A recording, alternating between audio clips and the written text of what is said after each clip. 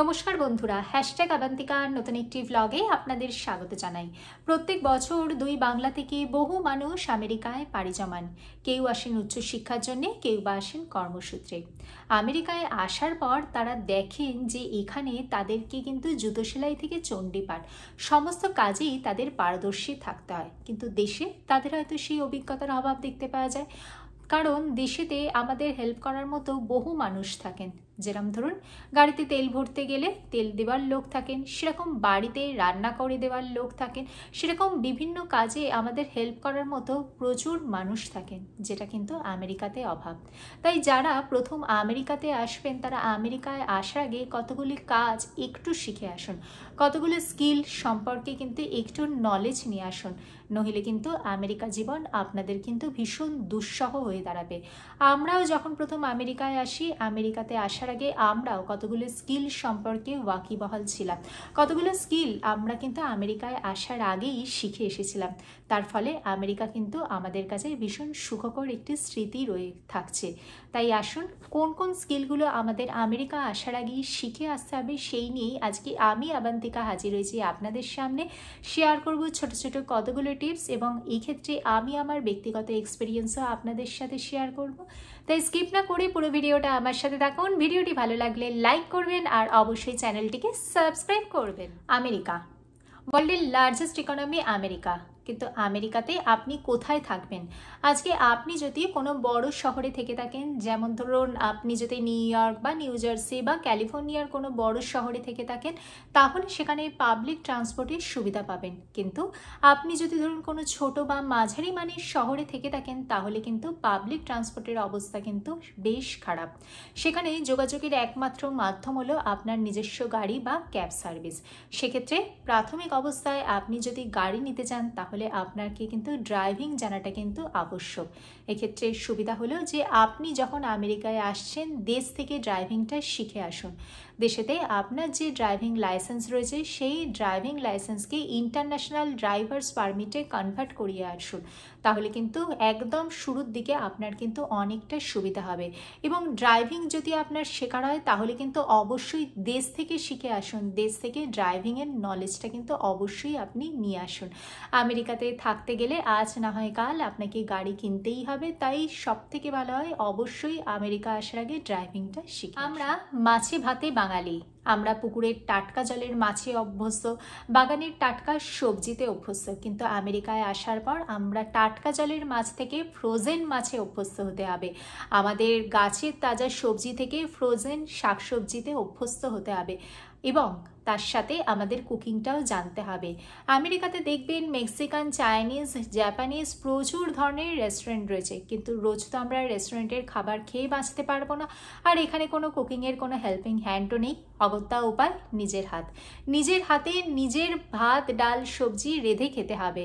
তার জন্য এখানে মশলাপাতি সমস্ত কিছুই পাওয়া যায়। যদিও প্রাথমিক অবস্থায় সব থেকে ভালো হয় আপনি দেশ থেকে কিছু মশলাপাতি নিয়ে আসলেন, কিন্তু এখানে সমস্ত মশলাপাতি পাওয়া যায়, কিন্তু তার জন্য প্রয়োজন আপনার কুকিং স্কিল। তাই কুকিংয়ের বেসিক নলেজটা আপনি দেশ থেকে একটু শিখে আসুন। তার পাশাপাশি এখানে তো ইউটিউব ভিডিও রয়েছেই, ইউটিউব দেখে আপনি না হয় বাকি রান্নাটা শিখে নিলেন, কিন্তু প্রাথমিক অবস্থায় বেসিক রান্নার যে স্কিলটা সেটা কিন্তু আপনাকে দেশ থেকেই শিখে আসতে হবে। আমেরিকাতে এসে আপনি চাকরি করুন বা পড়াশুনো করুন, আপনাকে কিন্তু ইংলিশে কথা বলাটা কিন্তু মাস্ট। আমাদের দেশে আমরা কম বেশি ইংরাজি সকলেই জানি, কিন্তু সেটা পুঁথিগত বিদ্যা। আমেরিকান অ্যাকসেন্ট বোঝার মতো অতটা ইংলিশ যদি আমরা না জেনে থাকি, তাহলে আমাদের করণীয় হলো দেশে থাকাকালীনই ইংলিশ মুভি দেখা বা ইংলিশ নিউজ চ্যানেল, যে চ্যানেলগুলোতে ইংলিশ আমেরিকান অ্যাকসেন্টে কথা বলা হয়, সেই রকম কিছু চ্যানেল দেখতে অভ্যস্ত হওয়া। এক্ষেত্রে আমরা অনেক ইউটিউব চ্যানেলও দেখতে পারি যেখানে আমেরিকান অ্যাকসেন্ট দেখতে পাওয়া যায়, আমেরিকান অ্যাকসেন্ট শুনতে পাই। কারণ আমাদের আমরা যেভাবে কথা বলতে অভ্যস্ত এবং আমেরিকানরা যেভাবে ইংরেজিতে কথা বলেন, তার সাথে কিন্তু অনেক সময়তেই ফারাক হয়ে যায়। এক্ষেত্রে কিন্তু আমেরিকায় আসার পর আমাদেরকে কিন্তু ভীষণ সমস্যা হবে। যেরকম ধরুন কোনো গ্রসারি স্টোরে গেছি বা কোনো রেস্টুরেন্টে গেছি বা দৈনন্দিন কার্যাবলী চালানোর জন্য কথা বলার জন্য এখানে আমেরিকান অ্যাকসেন্ট বোঝাটাই কিন্তু আমাদের একটি দুঃসহ অভিজ্ঞতায় পরিণত হবে। তাই আমেরিকায় আসার আগে অবশ্যই আমেরিকান অ্যাকসেন্ট কিন্তু একটু সড়গড় হয়ে আসে। আমেরিকার মানুষজন কিন্তু ভীষণ ভীষণই টেক সেভি।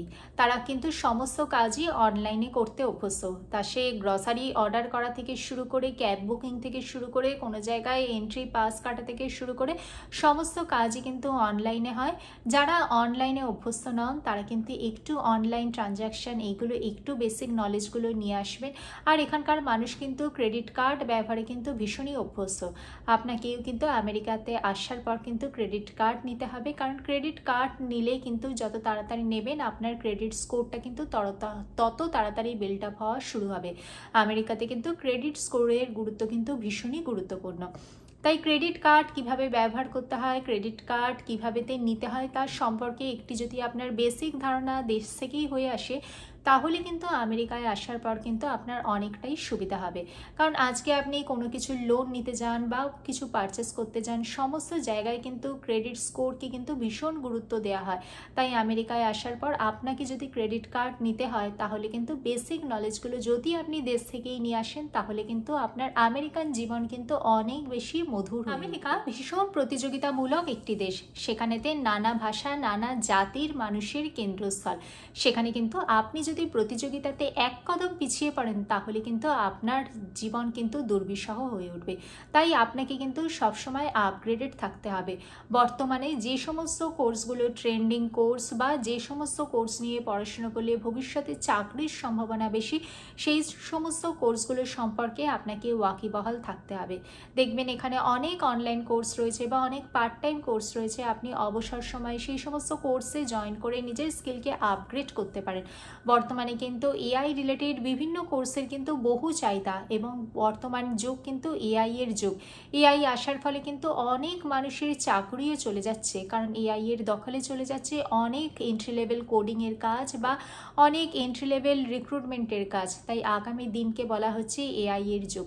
তাই আপনি যদি আপনার অবসর সময়তে এআই রিলেটেড কোনো কোর্স করেন বা আপনার প্রয়োজনীয় যদি কোনো কোর্স করে নিজের স্কিলকে যদি আপগ্রেড করেন তাহলে ভবিষ্যৎ কিন্তু আপনারই আরও বেশি উজ্জ্বল হয়ে। অনেক মানুষই ভাবেন আমেরিকায় আসার পর বিভিন্ন পার্ট টাইম কাজের সাথে যুক্ত থাকবেন, কিন্তু মনে রাখবেন আমেরিকাতে পার্ট টাইম কাজ করার জন্য অবশ্যই আপনি কোন ক্যাটাগরির ভিসাতে এসেছেন সেটা কিন্তু গুরুত্বপূর্ণ।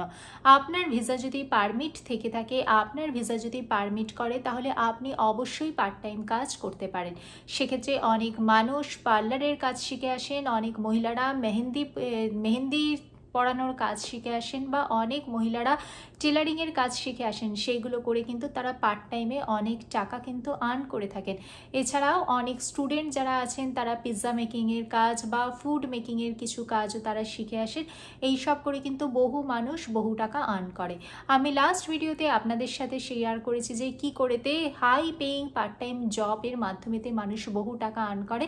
তবে সবসময়তেই মনে রাখবেন আমেরিকাতে পার্ট টাইম কাজ করতে হলে আপনার কোন ক্যাটাগরির ভিসাতে এসেছেন সেটা কিন্তু ভীষণই গুরুত্বপূর্ণ।